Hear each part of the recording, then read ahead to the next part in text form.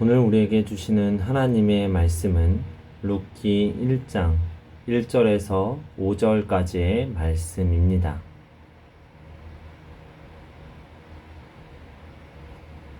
룻기 1장 1절에서 5절까지의 말씀입니다. 함께 봉독하시겠습니다. 사사들이 치리하던 때에 그 땅에 흉년이 드니라. 유다 베들레헴의 한 사람이 그의 아내와 두 아들을 데리고 모압 지방에 가서 거류하였는데 그 사람의 이름은 엘리멜렉이요 그의 아내의 이름은 나오미요 그의 두 아들의 이름은 말론과 기론이니 유다 베들레헴 에브랏 사람들이더라. 그들이 모압 지방에 들어가서 거기 살더니 나오미의 남편 엘리멜렉이 죽고 나오미와 그의 두 아들이 남았으며 그들은 모압 여자 중에서 그들의 아내를 맞이하였는데 하나의 이름은 오르바요 하나의 이름은 루시더라. 그들이 거기에 거주한 지 10년쯤에 말론과 기론 두 사람이 다 죽고 그 두 여인은 두 아들과 남편의 뒤에 남았더라. 아멘. 여러분, 매일 우리의 삶이 행복하다면 얼마나 좋을까요? 우리가 간절히 원하고 바라는 것들이 이루어진다면 얼마나 좋겠습니까? 만약 로또를 사서 한번 긁었는데 고액에 당첨된다거나 우리가 간절히 원하고 바랐던 배우자를 만난다거나 혹은 직장에서의 승진 아니면 간절히 원했던 직장에 취업을 하는 등의 일들이 이루어진다거나 혹은 아팠던 가족이 회복된다거나 하는 이런 일들이 일어나면 얼마나 행복하고 기쁠까요? 하지만 실제로 이러한 일들은 잘 일어나지 않습니다. 다른 무엇보다 우리가 간절히 원하는 대로 인생이 흘러가면 참으로 좋겠지만 쉽사리 이러한 일들이 일어나지는 않습니다. 이것을 예배에 비유하거나 하나님께 비유하면 어떨까요? 내가 간절히 원하던 기도에 하나님께서 응답해 주시면 얼마나 좋을까요? 자녀가 원하는 학교에 들어간다거나 아팠던 가족이 회복된다거나 혹은 없었던 물질이 채워진다거나 하는 우리가 흔히 드리는 이 기도의 제목이 응답된다면 얼마나 좋을까요? 그러나 이러한 가능성 역시 매우 희박함 또한 우리는 인정하게 됩니다. 이러한 시간들이 지속되다 보면 안타깝게도 우리는 하나님 앞에 드리는 예배 가운데 하나님과의 관계가 더 멀어지는 것만 같습니다.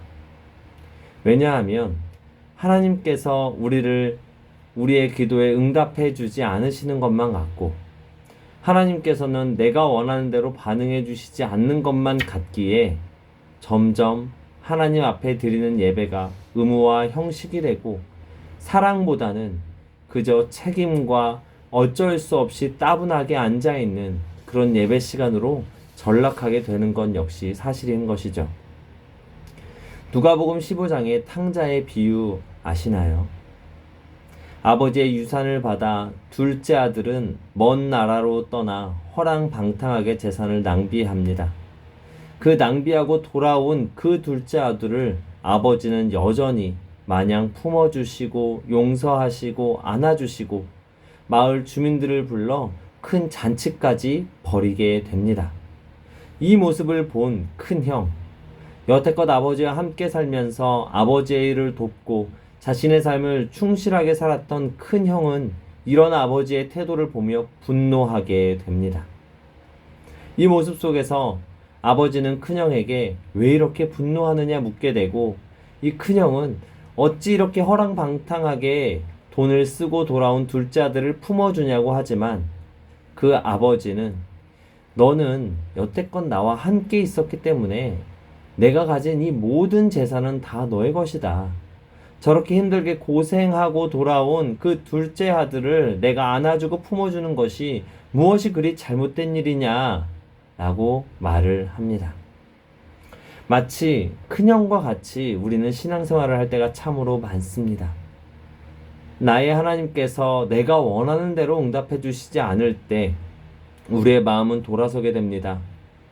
여기 계신 분들은 매주 하나님 앞에 예배 드리는 것이 습관이 되어 있고 하나님 앞에 예배 드리는 것이 매우 자연스러운 분들이십니다. 그러나 우리의 마음도 역시 하나님 앞에 진심을 드리고 있는지 우린 돌아보게 됩니다.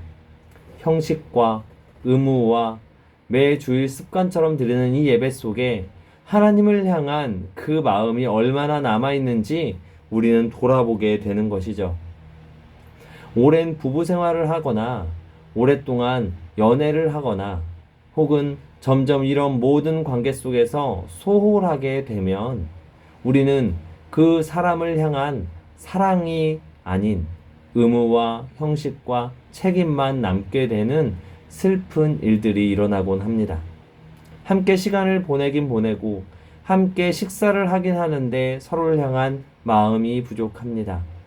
표정 관리도 힘들고 그 시간이 지루하고 따분하기만 합니다. 이 부부와 이 연인이 어찌 정상적인 관계라고 생각할 수 있겠습니까? 바로 이와 같다는 겁니다. 우리가 매주 예배를 하지만 하나님께서 하시는 그 말씀이 달갑지 않고 하나님께 드리는 기도가 너무나 따분하고 지루하고 하나님께 드리는 이 찬양이 우리의 마음으로부터 우러나오지 않는다면 우리는 굉장히 심각한 하나님과의 관계 속에 봉착되어 있다는 것입니다. 이런 시간이 길어지면 나도 모르게 교회 가는 것조차도 힘들어지게 됩니다. 하나님은 나의 마음을 알고 있지 않아. 하나님은 나를 사랑하지 않아. 하나님은 나의 기도에 관심이 없어라고 우리는 생각하게 되는 것이죠. 그렇다면 여기서 우리는 질문하게 됩니다. 정말 하나님은 나의 삶에 관심이 없는 것일까? 내가 처한 이 고통의 이 순간에 하나님은 계시지 않는 것인가? 하나님은 내가 드린 기도와 내가 지금 간절히 소망하고 있는 이 기도에 전혀 응답하실 마음이 없으신 것인가? 이럴 때 오늘 말씀의 제목처럼 우리는 고백하게 됩니다. 하나님께 불만 있습니다. 하나님을 신뢰하지 않는 것이죠. 신뢰를 떠나 하나님을 바라보지도 않는 것입니다. 저는 오늘 바로 이 상태, 이렇게 의무와 형식만 남겨진 혹 우리 안에 그런 마음의 상태가 있다면 오늘 이런 우리에게 하나님께서 하시고자 하는 말씀이 있는 줄 믿습니다. 먼저 오늘 본문의 주인공 나오미를 한번 살펴보려고 합니다. 나오미는 남편 엘리멜렉과 두 아들 말론과 기론과 함께 베들레헴에서 잘 살고 있었습니다. 그러던 중에 흉년이 들어 옆나라 모압으로 흉년을 피해 이민을 갑니다. 그곳에서 엘리멜렉과 그 두 아들과 잘 살고 있었는데 불현듯 남편 엘리멜렉이 죽게 됩니다. 엘리멜렉의 이름의 뜻은 하나님은 나의 주인이시다, 하나님은 나의 왕이시다 라는 뜻을 가지고 있는데 이것만 보아도 알 수 있듯이 이 나오미의 가정은 하나님을 잘 섬기는 가정이었음을 미루어 짐작해 볼 수 있는 것이죠. 즉 신앙이 좋은 한 가정의 가장이 죽게 된 것입니다. 참으로 슬픈 일이 벌어진 것이죠. 이후 나오미는 두 아들과 함께 여전히 모압에서 살아가고 그 두 아들은 감사하게도 각각 아내를 얻게 됩니다. 룻과 오르바라는 아내를 얻게 되어 총 5명의 식구가 모압 땅에서 약 10년쯤 살게 됩니다. 그 이후에 불현듯 말론과 기륜 역시 죽게 됩니다. 이 10년 사이에 남편을 잃고 두 아들을 잃은 나오미.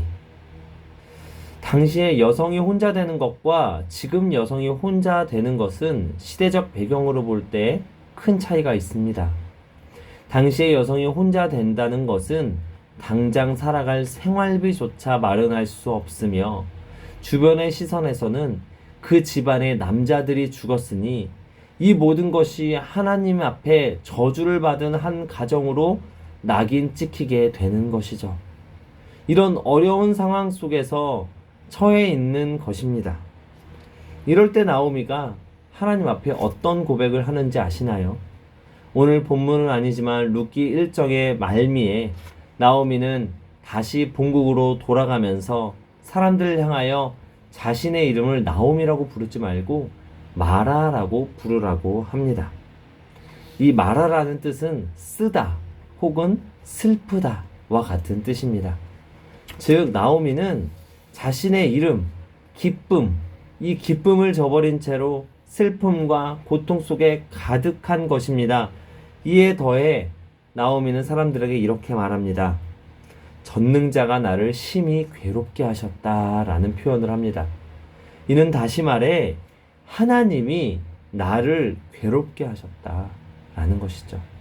나의 인생의 이 고통은 하나님이 주신 것이다. 이제는 하나님을 향한 신뢰가 아닌 불신입니다. 나오미도 오늘 말씀의 제목처럼 하나님께 불만 있습니다 라고 고백하는 타이밍인 것이죠. 저에게도 적지 않은 고백이 있습니다. 저는 7년 전에 아버지가 돌아가셨습니다. 그 아버지가 돌아가시기 5년 전에 아버지는 불현듯 주무시다가 호흡을 멈추시고 쓰러지게 됩니다. 그 이후 아버지는 5년 동안 요양병원에 계시면서 사람을 알아보지 못하고 그저 호흡만 하고 계신 채로 계시다가 돌아가셨습니다. 이 옆에 어머니가 계셨습니다.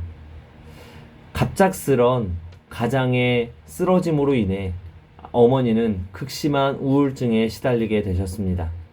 정신과 치료는 물론이고 매일같이 주기적으로 약물을 복용하며 어떻게든 살아내려 하였으나 굉장히 힘든 시간들을 보내셨습니다. 당시의 말씀으로는 아버지가 쓰러지신 후 6개월 동안은 대중교통을 이용하지 못했다고 합니다. 그 이유는 대중교통을 타게 되면 아버지 연령대의 어른들을 보게 되는데 그 사람들을 보면 아버지를 향한 그리움이 너무 큼과 동시에 하나님을 향한 원망스러움, 하나님이 왜 이렇게 나에게 이런 고난을 주시는지 그 원망스러움으로 발자국조차 움직일 수 없어서 그렇게 힘든 시간들을 보내셨다고 합니다. 왜 하나님은 그러셨을까요? 왜 나오미의 가정에 그리고 저의 가정에 이런 크나큰 슬픔을 허락하신 것일까요? 과연 단순히 우리가 어떤 죄를 지어서 우리가 심각한 잘못을 해서 하나님이 이렇게 우리에게 벌을 내리신 것일까요? 다르게 표현하자면 전지전능한 하나님께서는 나오미의 남편 엘리멜렉의 죽음을 막으실 수 있었고 두 아들을 데려가지 않으실 수 있었습니다.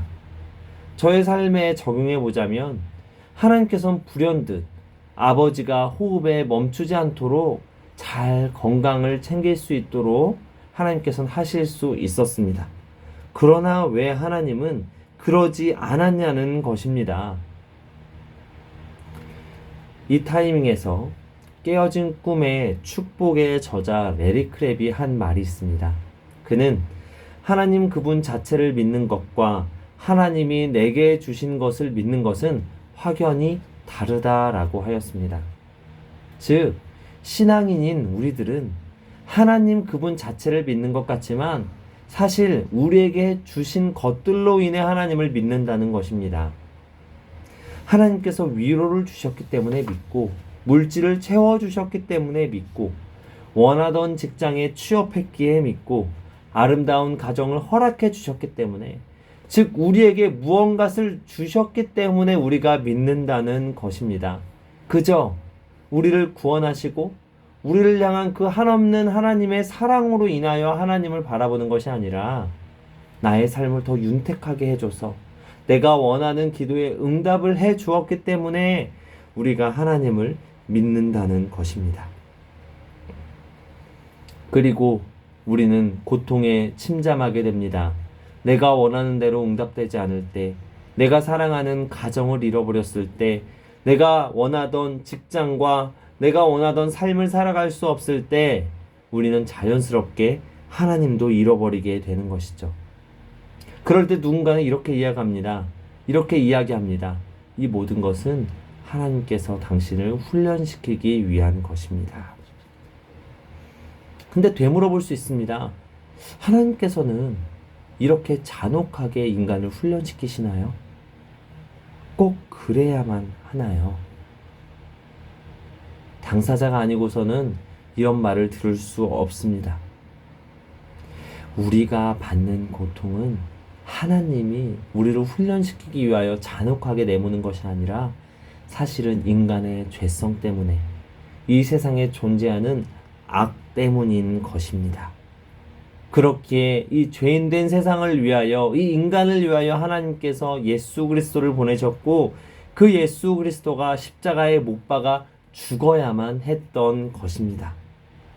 여러분, 하나님께서는 우리에게 고통을 허락하신다는 차원이 아니라 우리의 고통 속에 하나님이 함께 계시다는 사실을 잊지 마시기를 소원합니다. 우리는 여전히 하나님은 내 삶에 고난을 주시면 안 돼, 난 이 고난을 받아들일 수 없어라고 말을 하지만, 사실 하나님께서는 이 고난 가운데 우리와 함께 계시고, 우리가 슬픔의 눈물을 흘릴 때 하나님은 2배, 3배의 눈물을 흘리시면서 같이 아파하시고, 이 죄로 인한 인간의 고통과 악으로 인한 인간의 절망 속에서 하나님은 슬퍼하고 계신다는 것입니다.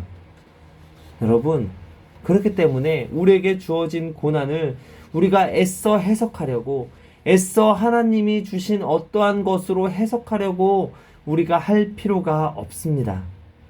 고난이 유익이라고 하는 건 역시 이 고난이 지나고 나면 행복한 시간들이 찾아올 거야 라는 일시적인 축복이 아닙니다. 고난이 유익인 것은 이 고난 속에서만 하나님을 볼 수 있기 때문입니다. 예전에는 삶이 윤택할 때는 하나님을 찾지 않았습니다. 내 삶이 잘 풀릴 때는 하나님이 보이지 않았습니다. 하나님께 기도할 필요가 없었고, 교회에 나와 간절히 하나님을 붙잡으며 하나님의 말씀을 사모할 필요가 없었습니다. 그러나 나의 삶이 너무나 힘들어지고, 나의 삶이 점점 망가져가고 절망의 구렁텅이에 빠져 있을 때에 비로소 우리를 창조하신 하나님을 생각하게 되고, 이 모든 세상을 만드신 하나님을 붙잡게 되고, 우리에게 구원을 베풀어 주기를 간절히 바라는 마음으로 하나님께 새벽 기도하며 하나님께 매일같이 기도하며 나아가게 된다는 것입니다. 어떤 한 예배자가 있었습니다. 이 예배자의 삶은 윤택했습니다. 가정도 직장도 참으로 아름다웠고 하나님이 주신 여러 가지 것들로 행복한 예배자였습니다. 이 예배자는 매주 나와 하나님을 찬양하고 감사기도하며 맡겨진 교회의 여러 사역을 즐겁고도 진취적으로 감당하였습니다. 그 예배자에게 채우신, 예배자에게 베풀어 주신 하나님의 놀라운 은혜에 감사하여 날마다 그렇게 하나님을 섬겼죠. 그런데 불현듯 이 예배자에게 하나 둘 고난이 찾아오게 됩니다. 예전에는 안정적이라고 생각했던 그 직장을 잃어버리게 되고, 자신의 건강을 잃어버리게 되고, 자신을 열심히 지지하고 사랑했던 가족들이 등을 돌리게 됩니다. 내가 원하는 대로 삶이 풀리지 않습니다. 그럼에도 예배자는 꿋꿋하게 신앙을 지켰습니다. 하나님 앞에 매주 나와 하나님을 바라보고 하나님을 붙잡았습니다. 하나님, 회복시켜 주십시오. 하나님, 지금의 이 고난을 제가 받아들일 수 없이 힘들지만 저에게 모든 것을 주셨던 하나님께서 다시 회복시켜 주실 줄 믿습니다. 하나님께서 다시 회복시켜 주실 것을 믿고 저는 여전히 하나님을 예배하겠습니다. 이렇게 하나님을 붙잡으며 나아갑니다. 주변의 교회의 식구들도 이 사람을 격려합니다. 그래요, 형제님. 그래요. 지금은 많이 힘들지만 이 믿음을 포기하지 마십시오. 하나님께서는 반드시 우리와 함께 하십니다. 반드시 형제님의 가정과 직장을 회복시켜 주실 것입니다. 어떻게 됐을까요? 안타깝게도 이 형제에게 놀라운 변화는 일어나지 않았습니다. 여전히 절망 속에 있었고 더한 고통 속에 있었습니다. 이제 이 형제는 불현듯 자신의 모습을 보게 됩니다. 내가 하나님 앞에 어떤 마음으로 나아갔지? 그래, 내 삶에 베풀어 주시는 좋은 것들을 바라면서 나아갔었구나. 나의 고통만을 바라보며 나아갔었구나. 이것을 깨달은 이 예배자는 이전과 다른 마음으로 하나님 앞에 나아가게 됩니다. 여전히 자신의 고통에 자신의 눈을 집중하고 있지만 또 다른 한쪽 눈은 하나님을 바라보고 있습니다. 그러면서 하나님께서 저에게 제가 원하는 것을 들어주지 않을지라도 저는 그저 하나님을 바라봅니다. 저를 축복하기 원하시든 저의 삶을 다시 회복시켜 주지 않으시든 저는 그저 하나님 앞에 머물겠습니다. 그리고 하나님, 저는 아무것도 할 수 없습니다. 이 모습을 하나님께서는 기뻐 받으셨습니다. 그 이후 이 형제의 삶은 더욱 아름답게 변한 부분도 있고 여전히 변화되지 않고 힘든 부분도 있었습니다. 그러나 이 형제는 이제 하나님을 오직 하나님만을 바라보게 되었다는 것입니다. 여러분, 예수님의 삶을 한번 생각해 보십시오. 예수님도 고통 가운데 계셨습니다. 우리가 믿는 구원자 예수 그리스도는 결코 화려한 삶을 살아본 적이 전혀 없으십니다. 예수님께서는 늘 배고프셨고 늘 수면 부족으로 시달리셨고 언제나 핍박과 여러 가지 고통 속에 도망 다니시면서 허기지셨습니다. 예수님께서는 많은 사람들에게 기적과 치유를 베풀었지만 기적과 치유를 받은 사람들의 손에 의해 십자가에 못 박히셨습니다. 예수님께서 십자가의 고난의 길을 걸어갈 때는 짓궂은 로마 병정들로 인해 핍박과 채찍과 조롱함과 속옷을 찢기는 등 갖은 수모를, 갖은 어려움을 겪고 그렇게 돌아가셨습니다. 그분이 바로 우리가 믿는 예수 그리스도십니다. 예수님께서도 고난 가운데 계셨다는 겁니다. 여기까지의 메시지를 제가 준비하면서 저는 다음과 같은 생각들을 했습니다. 내가 어떤 마음으로 설교를 해야 하지? 성도님들에게 하나님을 믿음으로 더 나은 삶이 이루어질 것이다 라는 희망적인 메시지를 전해야 할 것인가? 아니면 현실을 인정하고 이 척박한 현실, 어렵고도 고통스러운 우리의 삶 속에 여전히 함께 계시는 그 진솔한 하나님을 전해야 하는가 고민이 됐습니다. 자연스레 약 3가지의 대안이 떠올랐습니다. 첫째로, 하나님께 집착하지 마십시오. 우리에게 일어나는 모든 일을 영적으로 해석하지 마십시오. 굳이 하나님의 존재를 부정할 필요도 없고 이 모든 것을 하나님께서 하셨다고 우리가 과하게 해석하지 않아야 하는 것입니다.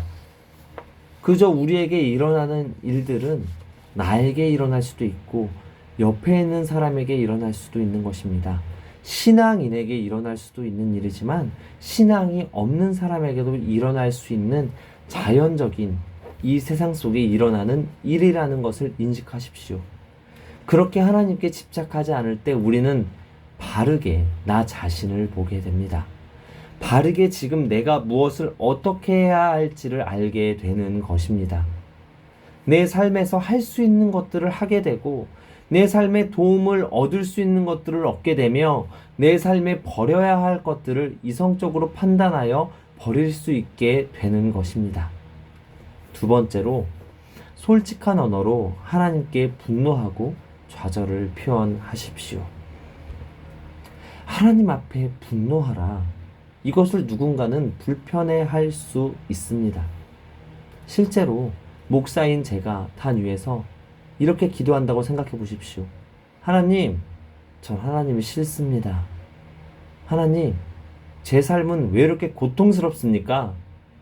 하나님께서 정말 살아계시다면 저의 이 고통을 없애주셔야만 하는 것 아닙니까? 하나님, 저는 당신께 실망했습니다. 하나님께 불만 있습니다. 전 하나님 앞에 정말 어떻게 해야 될지 모르겠습니다. 제 삶을 좀 책임져 주십시오. 제가 이렇게 망령되이 기도한다면 성도님들의 마음은 불편하지 않으시겠습니까? 그러나 다른 한편으로 이렇게 생각해 보십시오. 오히려 이러한 모든 기도들을 빼놓고 지금 내 마음은 이렇게 터질 듯이 힘들고 이렇게 하나님께 분노를 쏟아낼 정도로 갈기갈기 찢겨져 있는데 하나님 앞에 나와 그저 순종하는 좋은 마음, 그저 복종하는 마음, 마치 어둠이 가득한 창살 하나 없는 감옥에 갇혀 그저 하나님께서 하라고 하시는 것들을 순종해야 하는 두려움에 가득 찬 어둠 속에 있는 이 모습을 하나님이 원하시겠냐는 것입니다. 결코 그렇지 않다는 것이죠. 하나님께서는 지금 내가 진실하게 분노를 표현할지라도 하나님 앞에 나아가기를 원하십니다. 갈기갈기 찢겨져 있는 내 삶과 억만진창인 내 마음을 그대로 표현하기를 원하시는 것이지 여러 가지 좋은 말들로 나를 포장하여 하나님 앞에 나아가기를 원하시는 분이 아니라는 것입니다. 왜냐하면 하나님은 우리를 알고 계시기 때문이에요. 억지로 나의 마음을 숨기지 않으시기를 바랍니다. 마지막으로 단단한 바닥을 딛게 되는 순간이 올 때까지 부르짖으십시오. 한 가정의 가장이었던 아버지, 전혀 흔들리지 않을 것 같았던 아버지가 갑자기 쓰러지시고 5년 동안 그렇게 요양병원에 누워만 계실 때에 어머니는 우울증에 시달릴 때에 제가 할 수 있는 것은 기도밖에 없었습니다. 금요 기도회에 나와 철야 기도회에 나와 교회에서 잠을 자는 시간들도 많이 가지면서 하나님께 부르짖고 또 부르짖었습니다. 단단한 그 바닥을 딛게 되는 순간이 올 때까지, 즉 내가 아무것도 할 수 없을 때, 나의 믿음으로도 하나님을 움직일 수 없을 때, 내가 할 수 있는 것은 기도인데 이 기도조차도 하나님께서 듣지 않으시는 것 같을 때까지 부르짖고 부르짖었다는 것입니다. 교회를 떠나지 않고 하나님 앞에 붙어 있어야 한다는 것입니다. 그럴 때 우리는 하나님의 침묵이, 하나님의 무응답이 갑자기 불현듯 하나님의 숨겨진 계획이 있구나라고 생각하게 되는 때가 오게 됩니다. 그럴 때는 하나님께서 내 기도 응답을 해주시냐 마냐가 중요한 것이 아닙니다. 이런 나를 향한 하나님의 그 사랑이 느껴지는 것이죠. 나를 향하여 불꽃 같은 눈동자로 밤낮을 가리지 않고 나를 지켜 보호하시는 그 하나님의 마음이 느껴집니다. 나를 향하여 여전히 사랑한다 말씀하시고 나의 고통에 함께 계시다는 그 주님의 음성이 들려지는 것입니다. 그럴 때 이제 하나님 앞에 이런 기도를 드리지 않습니다. 하나님, 왜 나의 인생을 책임지지 않으십니까? 하나님, 왜 나를 돕지 않으십니까? 이런 기도를 하지 않습니다.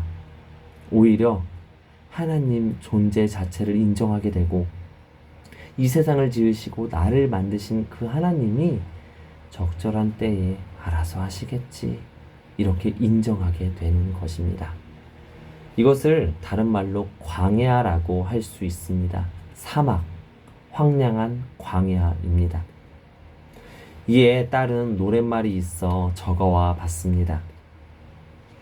왜 나를 깊은 어둠 속에 홀로 두시는지, 어두운 밤은 왜 그리 길었는지, 나를 고독하게, 나를 낮아지게, 세상 어디에도 기댈 곳이 없게 하셨네. 광야에 서 있네.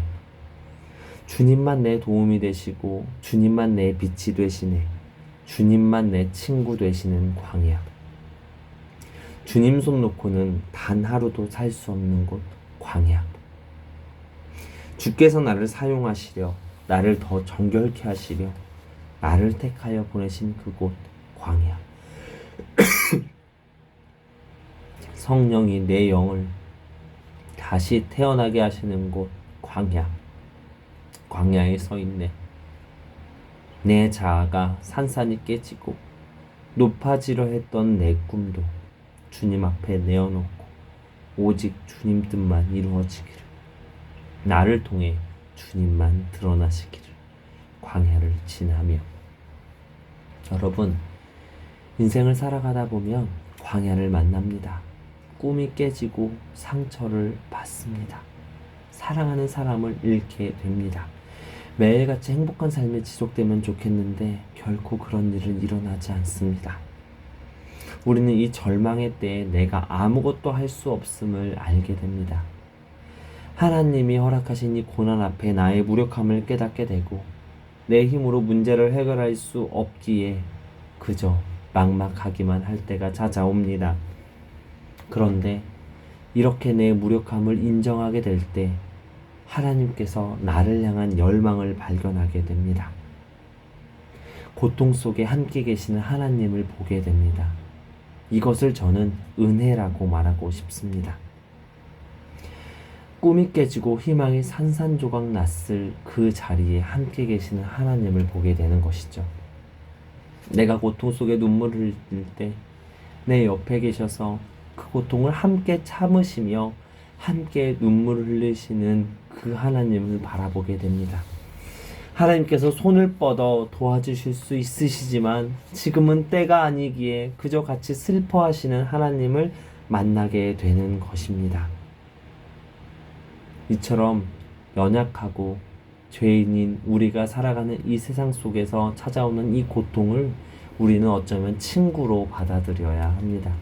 친구와 같이 함께 고통 속에서 살아가지만 또 다른 친구가 있으니 이 고통을 헤쳐나갈 힘을 주시는 그 우리의 하나님이십니다. 답답하기도 하고 절망스럽기도 하지만 하나님이 함께 계시기에 버틸 힘이 있습니다. 이처럼 우리 모두는 살아가다가 불현듯 하나님을 만나게 됩니다. 특별히 고통 속에 함께 계신 하나님을 만나게 됩니다. 마지막으로 제가 알고 있었던 한 청년의 이야기를 들려주고 설교를 마치겠습니다. 30살의 한 청년이 있었습니다. 그는 하나님 앞에 사명을 잘 감당하는 신실한 청년이었음과 동시에 자신의 삶을 잘 이뤄가는 젊은 건축가이자 사업가였습니다. 이 청년은 열심히 자신의 삶을 살아냈습니다. 그러던 어느 날 오랫동안 소화가 되지 않자 병원을 방문하게 되었고 그 병원에서도 의심쩍어 큰 병원을 가게 되었는데 무려 위암 4기 판정을 받게 되었던 것입니다. 이 청년은 6개월이라는 시한부의 인생을 살게 됩니다. 이 시한부의 판정을 받았을 때 이 청년과 저를 비롯한 교회의 사람들은 아주 오랫동안 간절히 기도했습니다. 매일같이 기도하지 않았겠습니까? 하나님 살려주세요. 하나님 저에게 왜 이 고통을 허락하십니까? 하나님 저는 젊습니다. 하나님 살려주세요. 살려주세요. 살려주세요. 이 기도를 매일같이 반복했으나 결국 하나님께서는 이 청년을 데리고 가셨습니다. 여러분, 이 절망의 속에서 이 청년이 생을 마감하기 며칠 전에 제가 이 청년을 방문하게 되었고 이 청년과 얘기를 나누며 저는 하염없이 눈물을 흘리게 되었습니다. 이 청년은 이런 말을 하는 겁니다. 당시엔 제가 전도사였는데 전도사님, 제 오른쪽의 마음에서는 여전히 살고 싶은 마음이 가득합니다. 저 너무 젊고 곧 있으면 결혼도 하게 되는데 왜 나에게 이런 고통이 찾아왔는지 모르겠습니다. 저 정말 살고 싶어요, 전도사님. 그러면서 이 왼쪽 마음엔 이러한 음성이 들린다는 겁니다. 그런데 전도사님, 제가 이렇게 열심히 기도하고 하나님 살려주세요, 살려주세요 기도하고 있는데 하나님께서 나와 함께 같이 울고 계세요. 하나님은 분명 나의 이 위암을 치료해 주실 수 있으신 분인데 하나님은 울고 계세요. 그리고 나와 함께 계세요. 그래서 전도사님, 저는 비록 제 기도 응답이 되지 않지만 행복합니다. 왜냐하면 하나님이 나와 함께 계심을 저는 매일같이 순간순간 경험하기 때문입니다. 저 혼자 기도하는 게 아니에요. 성령께서 저와 함께 기도하고 계세요. 이 말을 듣는데 참으로 제가 부끄러웠습니다. 저는 이런 메시지를 그 청년에게 전할 수 없었어요.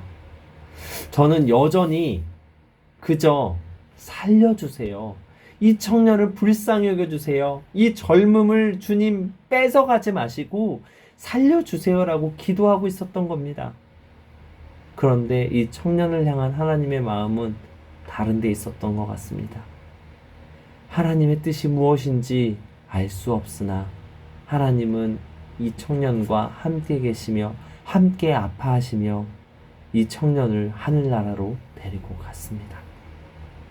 여러분, 예수님께서는 오늘도 우리의 문 밖에 서서 다음과 같은 말씀으로 우리에게 노크하십니다. 볼지어다 내가 문 밖에 서서 두드리노니 누구든지 내 음성을 듣고 문을 열면 그는 나와 더불어 먹고 그는 나와 더불어 먹으리라.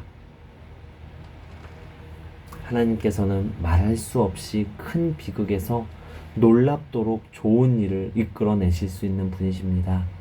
우리의 아픔과 슬픔과 여러 고통을 해결하실 수 있는 분이십니다. 그러나 하나님께서는 일부러 우리에게 놓여져 있는 인생의 비극을 꾸미는 분이 아니라는 사실을 명심하시길 바랍니다. 말씀을 정리하겠습니다. 우리의 아버지 되시는 하나님께서는 우리의 인생을 더 좋게 아름답게 만들어 주실 수도 있지만 그러지 않으실 수도 있습니다.